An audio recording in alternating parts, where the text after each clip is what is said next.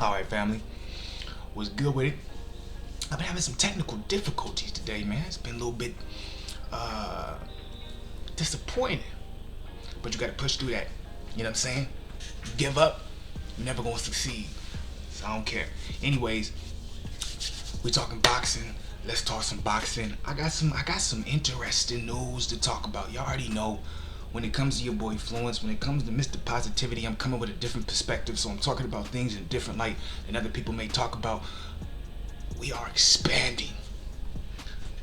What are we expanding on? We're expanding on the knowledge of boxing. Let's talk more about just who got knocked out, who's the hardest puncher, who I love so much, who I'm a big fan of, who I get emotional about when I see him run. Fuck all that. Let's take all that out the picture, man. Let's keep things strictly based on what's being reported, what's going on. Let's compare, contrast. Let's look at the fighters. Let's look at the promotional companies. Let's look at the managers. Let's look at it all. Let's look at the money. Let's look at different things, man. Let's not talk about that same old shit. How do we switch it up? What do we do? Where do we start? Terence Crawford and Teofimo Lopez. They fought this past weekend. That's a fact. Both of them had impressive wins, right? Some would argue Teofimo Lopez had a better win than Terence Crawford. And others would argue vice versa. It all depends on what you're looking for, what you like, etc. Why am I talking about these two, right? First and foremost, they both have the same goals right now. Now, some of you would be like, you're crazy. Terence Crawford already got the belt.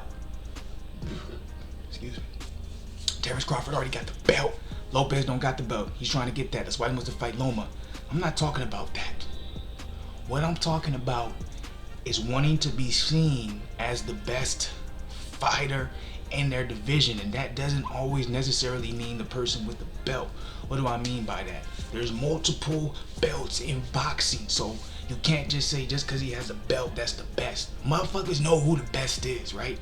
Or they have an idea of, or we talk about 1, 2, 3, 4 guys that we believe it is so. And I feel like Terence Crawford has always fallen under the radar when it comes to it. I think the only thing that keeps him somewhat leveled playing field when it comes to, guys like Spence, Manny Pacquiao, even Keith Thurman's of the world, Sean Porter's, all them, right? All the PBC guys, basically, when it comes to that welterweight division.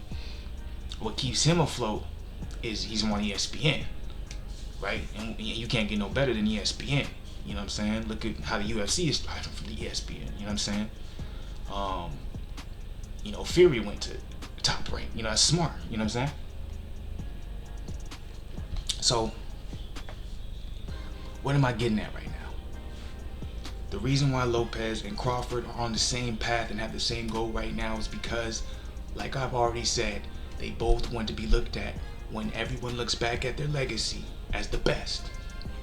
And that means, who did you fight?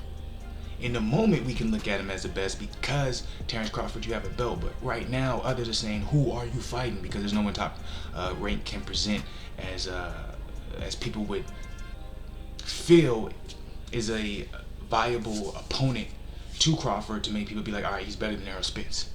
And unfortunately, that's how the world works. It's fucked up, right? Because he may be fighting better competition. That's one thing I give Top Rank. Even though you may not know the guys when it comes to championship boxing, it's high level than a motherfucker, man.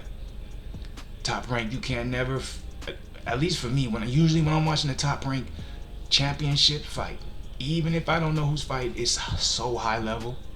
Where sometimes I can watch a PBC card, man, and it'd be a championship fight. I'd be like, man, how these dudes got belt? How does this dude got a belt? You know what I'm saying?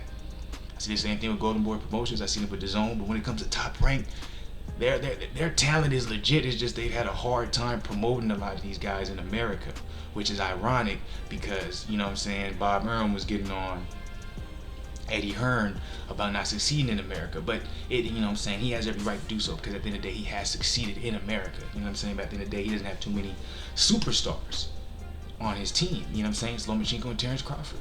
That's it. Those are guys that represent him. But you know what I'm saying? I'm rambling a little bit. Let me get back to the point at hand.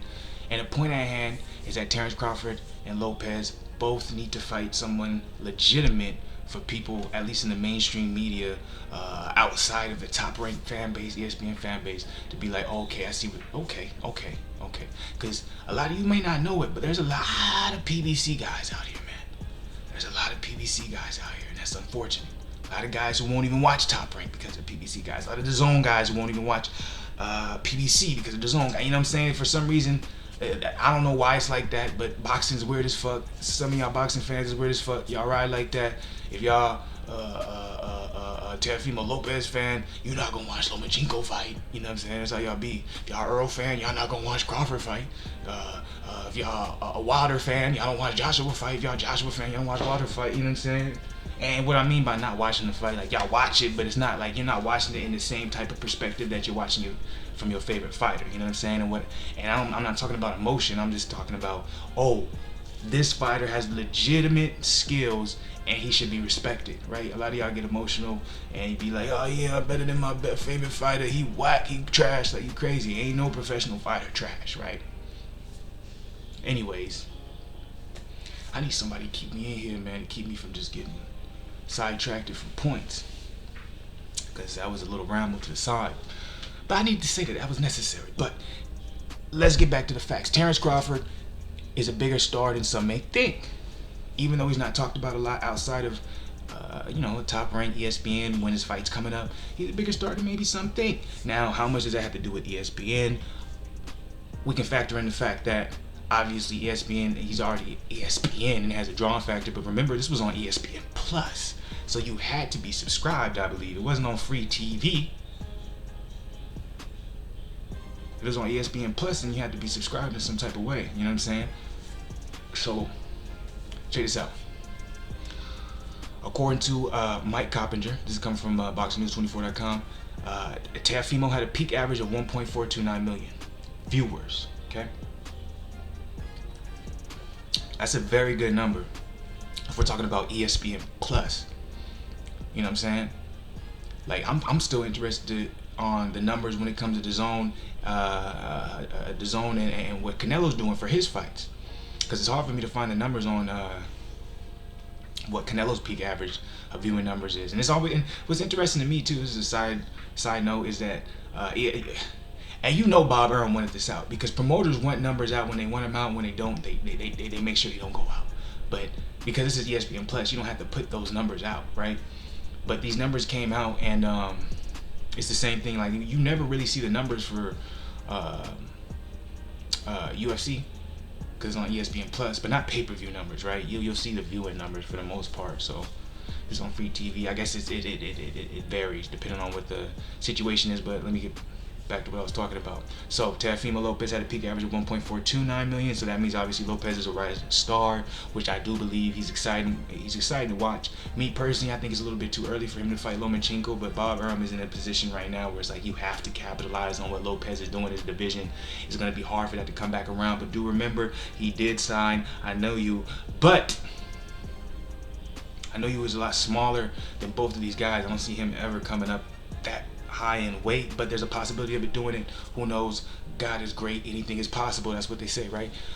So let's talk about what Terence Crawford did. Okay. And a lot of people feel like Lopez stole the show away from Terence Crawford. That's actually coming from BoxingNews24.com. I don't want to be just copied and be disrespectful. So Crawford versus, I have trouble saying this name, so y'all bear with me, Kavaliauskas had a peak of 1.512 million viewers. That's a good number. That is a good number. Now, a lot of you guys might be hearing this point, if you guys made it this far, because I was talking a lot before I actually got to the point of the video, so my bad. But that's how we do it over here, man. Mr. Positivity, we staying positive. But let me get back to the point at hand. A lot of you guys might be like, how is that good numbers? Just because you're saying it's over a mil, it's good numbers? Well, I got y'all on that. Actually, this is what I'm gonna do. We're gonna make a part 2 to this video. So make sure y'all watch part 2 if you want to hear the rest of what I'm about to say, to prove to y'all that these are good numbers. If y'all want to hear the facts, listen to the next video. If y'all like to hear me talk, this is the video you want to watch. Stay positive, y'all.